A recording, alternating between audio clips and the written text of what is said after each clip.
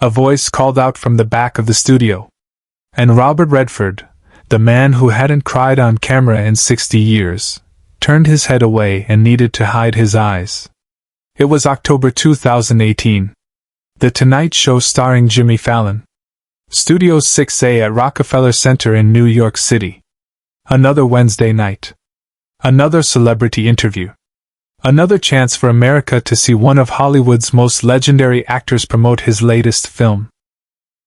Robert Redford sat in the guest chair looking exactly like Robert Redford should look, 82 years old but still impossibly handsome, white hair perfectly styled, that famous smile ready to charm.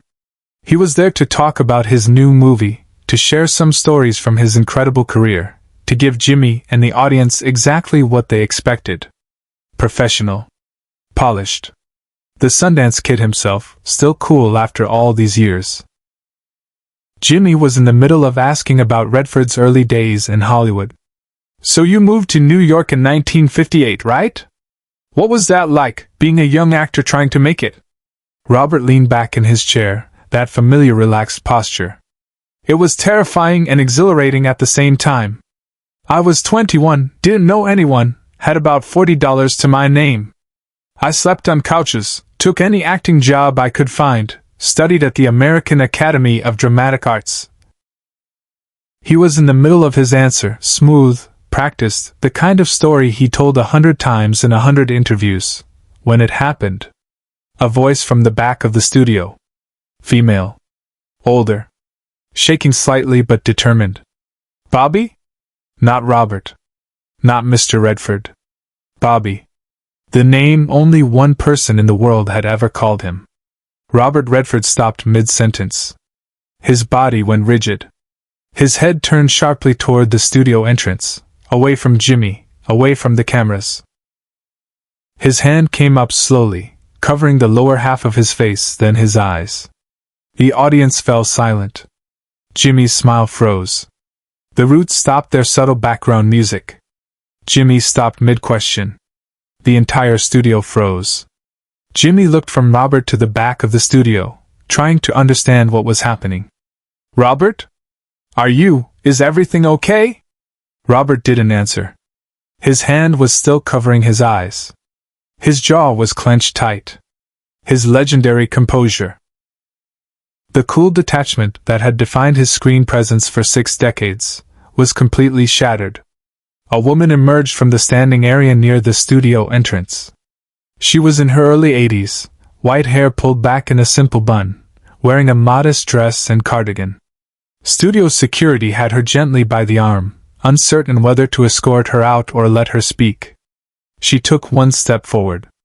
Bobby, it's me. It's Sarah. Robert's shoulders shook. Just once. A small, involuntary movement that the cameras caught perfectly. Jimmy stood up from his desk. Not the casual standing he did for comedy bits. This was urgent, protective.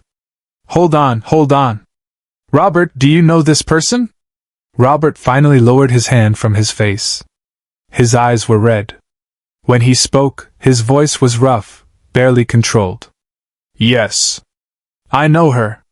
He stood up from the guest chair, his movements slow, like a man in a dream. He turned to face the woman fully. Sarah, he said, and the word came out like a prayer and a confession all at once. Jimmy looked between them, then at his producers in the booth, then at the audience. Every instinct told him to cut to commercial, to protect his guests, to follow protocol. But something in Robert's face stopped him. Do you want us to stop filming? Jimmy asked quietly. No, Robert said, still looking at Sarah. No. She came here for a reason. Let her speak. To understand what happened next, you need to understand what happened in 1958. Robert Redford wasn't always Robert Redford, Hollywood icon and directing legend. In 1958, he was Bobby, a 21-year-old kid from California who'd come to New York City with dreams of becoming an actor and absolutely no idea how to make that happen. He was broke. He was scared. He was sleeping on his friend's couch in a tiny apartment in Hell's Kitchen and auditioning for everything. plays, commercials, anything that might lead somewhere. One afternoon in November, he was walking through Central Park, running lines for an audition he had the next day, when he saw a woman sitting alone on a bench, crying. She was young, maybe 19 or 20, wearing a waitress uniform under her coat, her face in her hands, shoulders shaking with sobs that she was trying desperately to muffle. Bobby had been taught to mind his own business in New York. Keep your head down. Don't get involved. But something about the way she was crying, that particular quality of grief that comes from being completely alone in a massive city, made him stop.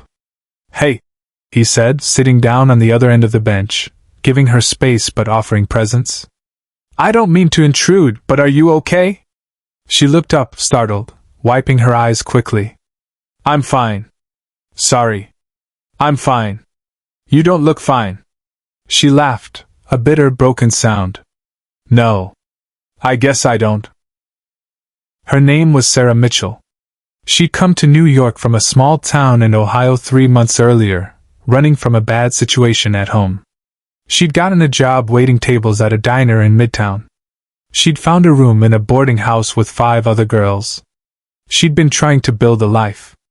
That morning, she'd been fired from the diner. The manager said she was too slow, too distracted, not cut out for the pace of New York service. She had $47 to her name, and rent due in 5 days.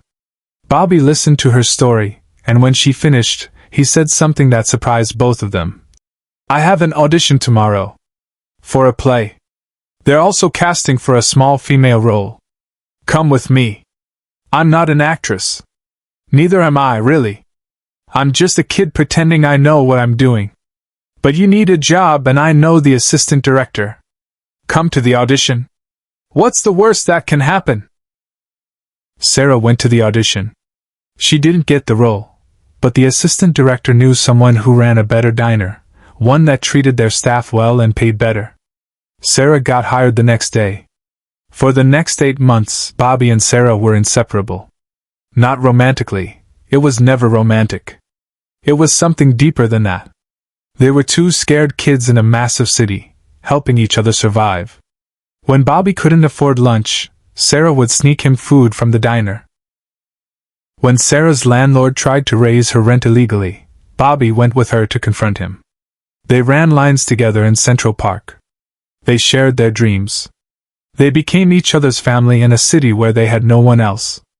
"You're going to make it," Sarah would tell him when he came back from failed auditions, defeated and ready to give up. "I can see it, Bobby. You have something special. Don't quit. You're going to make it too," he'd tell her when she talked about her dreams of maybe going to college someday, of becoming a teacher. "We both are. We just have to keep showing up." In July 1959, Bobby got his break. A real role in a Broadway play. Small, but speaking lines. A chance. Sarah was the first person he told. "I knew it!" She'd screamed in the middle of the diner, making everyone turn and stare. "I knew you would do it!" The play ran for 3 months. It led to another role. Then another. Bobby's career started to move. Slowly at first, then faster. And as his life accelerated, he lost track of Sarah. Not intentionally. Not cruelly. Just the way people do when their paths diverge. She was still working at the diner. He was traveling for shows. They promised to stay in touch. They meant it. But life got complicated. The last time Bobby saw Sarah was in October 1959. He was leaving for Los Angeles, a screen test for a television show that might lead somewhere. They met at their bench in Central Park one last time. "You're really going?" she said, smiling but with tears in her eyes. "I have to try. I know. And you're going to be amazing. Bigger than Broadway. You're going to be a movie star, Bobby." He laughed. "That's ridiculous."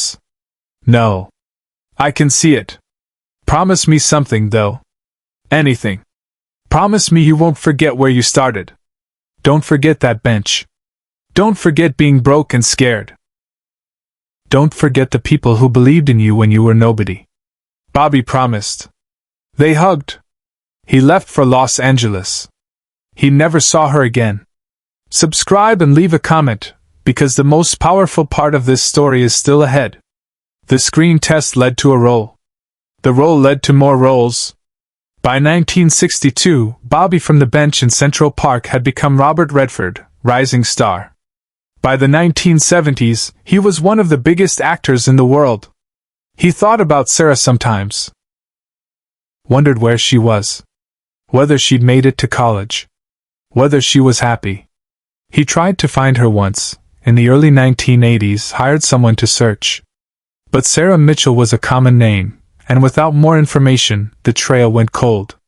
Eventually, the memory faded to the back of his mind. Not forgotten, but filed away with all the other pieces of his past that belonged to a different person. Until tonight. October 2018. When an 80-year-old woman walked into his Tonight Show taping and called him Bobby. Behind the scenes, Jimmy made a decision that defied every producer's expectation. Robert was standing now, facing Sarah across the studio. Jimmy had moved to the side, giving them space, his host instincts warring with his human instincts. "How did you?" Robert's voice cracked. He cleared his throat, tried again. "How did you find me?" Sarah smiled. That same warm smile from 60 years ago, just older now, marked by time and life. "I've always known where you were, Bobby. I've watched every movie. I've seen you at award shows. I read about Sundance. I've followed your whole career. Then why didn't you reach out? Because you promised me you wouldn't forget where you started. And I wanted to see if you'd keep that promise." The studio was absolutely silent. 300 people holding their breath. Robert's jaw clenched. "I did forget. I'm sorry, Sarah. I forgot the bench. I forgot being broke. I forgot." His voice broke completely. "I forgot you. The person who believed in me when I was nobody." "No, you didn't," Sarah said softly. She pulled something from her cardigan pocket. A folded piece of paper, old and yellowed. She held it up. "Remember this?" Robert squinted at it, then his eyes widened. It was a playbill. From that first Broadway show in 1959. The one Sarah had come to see opening night. On the back, in faded ink, was a note in young Bobby's handwriting. "For Sarah, who saw it first. Thank you for not letting me quit. B. You kept that?" Robert whispered.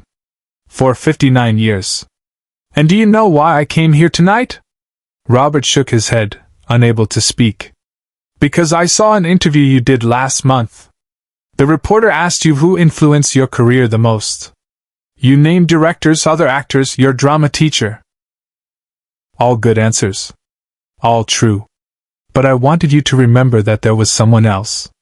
Someone who believed in you before any of them did. But this is the moment no one in the studio, and no one watching at home, ever saw coming." Robert crossed the studio floor. Not to the audience section where Sarah stood, but to Jimmy's desk. He opened the bottom drawer, the one where Jimmy kept personal items, mementos, things that mattered. "May I?" Robert asked. Jimmy nodded, confused. Robert pulled out one of Jimmy's signature thank you note cards, the ones Jimmy was famous for writing to guests and staff. He took Jimmy's pen from the desk. He wrote something quickly, his hand shaking slightly. Then he walked across the studio to Sarah and handed it to her. Sarah read it aloud, her voice trembling. "For Sarah, who saw it first, who believed when no one else did, who I should never have forgotten. I'm sorry it took 60 years to say thank you again. Bobby." The audience erupted. Standing ovation. Not polite applause, raw, emotional recognition of something real. Jimmy was crying openly, not even trying to hide it. The Roots were on their feet. Questlove was wiping his eyes. Robert embraced Sarah. This time, he didn't hide his tears. Share and subscribe. Make sure this story is never forgotten. After the show, Robert asked Sarah to join him for dinner. They talked for 4 hours, filling in 60 years of blanks. Sarah had become a teacher, just like she dreamed. She married, raised 2 children, retired in New Jersey. Robert attended Sarah's 80th birthday party 3 months later. He gave a toast about the bench in Central Park and the girl who wouldn't let him quit. The thank you note card sits framed in Sarah's living room. Next to it, that original playbill from 1959. Robert Redford never forgot again.